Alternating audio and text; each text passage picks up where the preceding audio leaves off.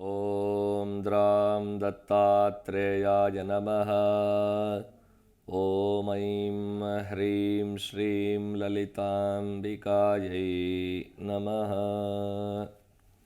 ಎಲ್ಲ ಧರ್ಮಬಂಧುಗಳಿಗೂ ಕೂಡ ಸದ್ಗುರು ದತ್ತಾತ್ರೇಯರ ವನದುರ್ಗಾ ಮಾತೆಯ ದಿವ್ಯ ಕೃಪಾಶೀರ್ವಾದವನ್ನು ಪ್ರಾರ್ಥನೆ ಮಾಡ್ತಾ ಈ ದಿನದ ದತ್ತಧಾರೆ ಕಾರ್ಯಕ್ರಮಕ್ಕೆ ಸ್ವಾಗತ ಮಾಡ್ತಾ ಇದ್ದೀನಿ.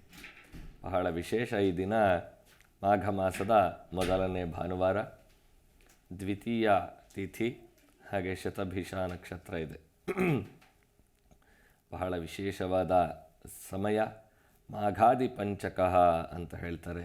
ಉತ್ತರಾಯಣ ಕಾಲದಲ್ಲಿ ಮಾಘ ಮಾಸದಿಂದ ಜ್ಯೇಷ್ಠ ಮಾಸದವರೆಗೂ ಕೂಡ ಬಹಳ ವಿಶೇಷವಾದ ಉತ್ತರಾಯಣ ಪುಣ್ಯಕಾಲ ಅಂತ ಹೇಳ್ತಾರೆ. ಈ ಸಂದರ್ಭದಲ್ಲಿ ಅನೇಕ ವಿಧವಾದ ವ್ರತ ವಿಧಾನಗಳನ್ನು, ಪೂಜಾ ರಥೋತ್ಸವಾದಿಗಳನ್ನು ಎಲ್ಲ ದೇವಾಲಯಗಳಲ್ಲಿ ನಾವು ನೋಡಬಹುದಾಗಿದೆ.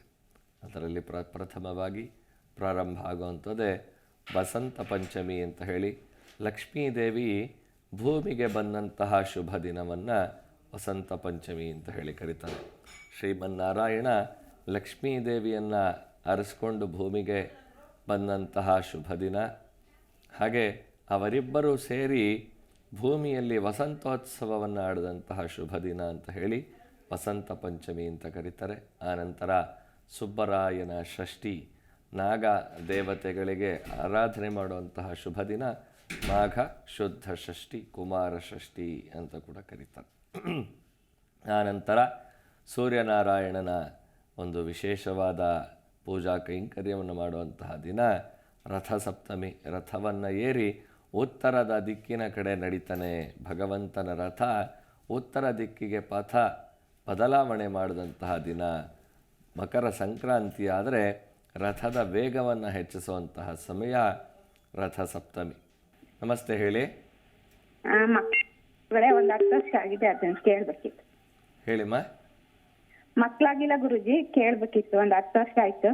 ಮಕ್ಕಳಾಗಿಲ್ವಾ? ದತ್ತಾತ್ರೇಯರನ್ನ ಪ್ರಾರ್ಥನೆ ಮಾಡಿಕೊಂಡು 6 ರೂಪಾಯಿಗಳನ್ನು ಫಸ್ಟ್ ಮನೆಯಲ್ಲಿಡಿ.